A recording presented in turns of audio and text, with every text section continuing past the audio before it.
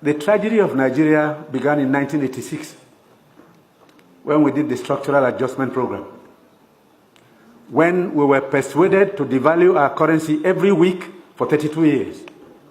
When I went to school, and many of you are here, the Naira was $1.50.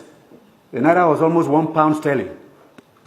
They came here, persuaded some brilliant men from Harvard and the World Bank that weekly devaluation was wonderful. 32 years of devaluing your currency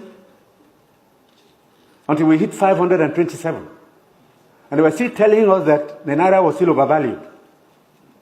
That brought poverty, misery upon us. Then interest rates went to 30%. So nobody could build a factory, start a farm, produce anything, or create jobs. Because every time you bring in a shipload of rice, you also bring in a shipload of unemployment. Because you are transferring your wealth to sustain other economies. Somehow, Nigerians didn't notice it. So we became a nation of importers. Toothpicks. Toothpicks. Each year it cost us $18 million.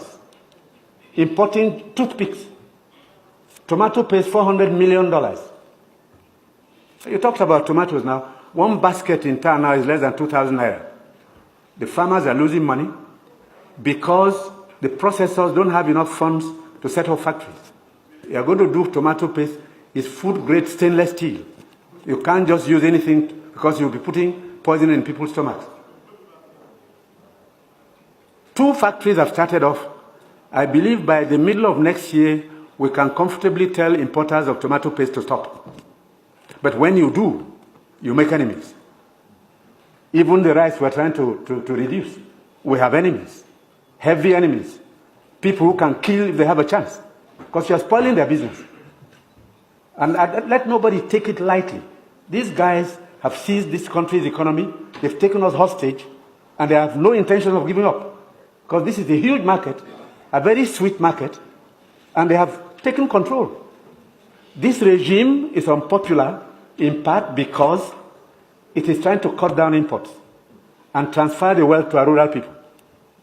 And I'm saying it because I have been in this business for 41 years and I can tell you some history. Abdullah Adamu is here. Import, milk, sugar, toothpicks, toothpaste, handkerchiefs, pencils, we don't make. To cure Nigerians of that malady will take a while. It will take a strong government. That's the truth. And they're not happy that we're cutting down. When we cut down, they lose money there. So you see all sorts of publications. We're telling lies. We're not growing rice. We're trying to demoralize the local farmers and make sure that the economy fails. That's the story of imports. Now, I read a story recently in the newspapers. The French ambassador, the champagne ambassador in Nigeria, gave an article to The Guardian. He said Nigerians love life. We are the biggest consumers of champagne on planet Earth, more than the French who make it. There are parties you attend in some places where they only drink champagne. Of course, the individual is free to spend his money, but his money comes from Nigeria's commonwealth.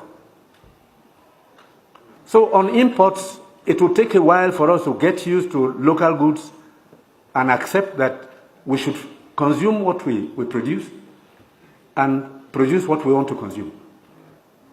I take your point. We have to take stern measures to cut down on imports because these young boys and girls who have no jobs today are not going to allow us to carry on enjoying life at their expense. They need jobs. They need jobs. They are children. They've graduated, they've come back home to begin a second childhood because there's no factory to employ them.